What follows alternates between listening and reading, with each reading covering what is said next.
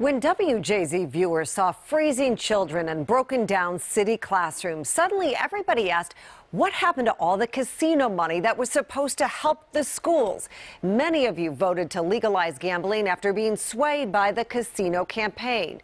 Tonight, WJZ investigates. Denise Koch tells us why some people are determined to right a wrong.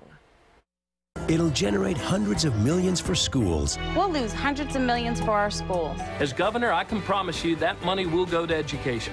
We all remember them. Emotional, dramatic commercials, first in 2008, then again 2012, appealing to voters to approve gambling in Maryland because it would mean millions in additional money for Maryland school children.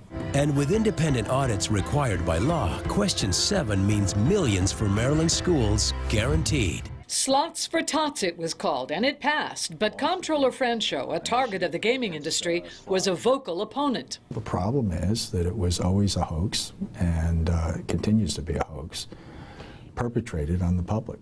A hoax because our WJZ investigation reveals, and what most Marylanders did not and do not realize, is hidden in the language of the law. The gambling money funds but does not add to the state's education budget. The voters thought that they were voting for this totally new pot of money for education, and they didn't get it. And it didn't raise the bottom line for education. No.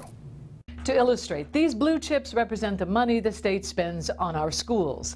These red chips, the money the casinos put into the Education Trust Fund. Well, once that money is added, the state can just take that amount and put it in the general fund. The budget doesn't change, the pot doesn't grow, no additional money. If we didn't have a single casino, we would be spending exactly the same amount of money. And we are talking a lot of money, close to $2 billion since slots were legalized. Meanwhile, children freezing classrooms, schools closed because of broken furnaces, faulty heating systems. Districts struggle with inadequate budgets, and our newsroom is inundated with emails and phone calls from frustrated voters asking, what about the casino money? How come it's not coming to our schools? That very question led veteran delegate Maggie McIntosh to get her staff to take a close look at the law.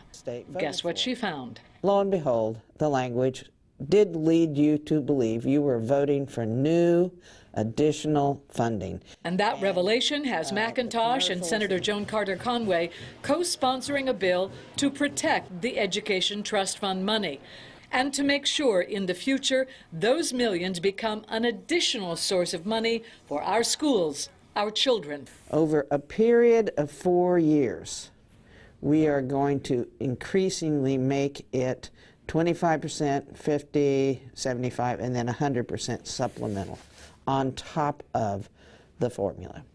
Do you think this will pass? Yes. Well, Governor Hogan supports efforts to fix what he considers the, quote, flawed legislation created under the previous administration.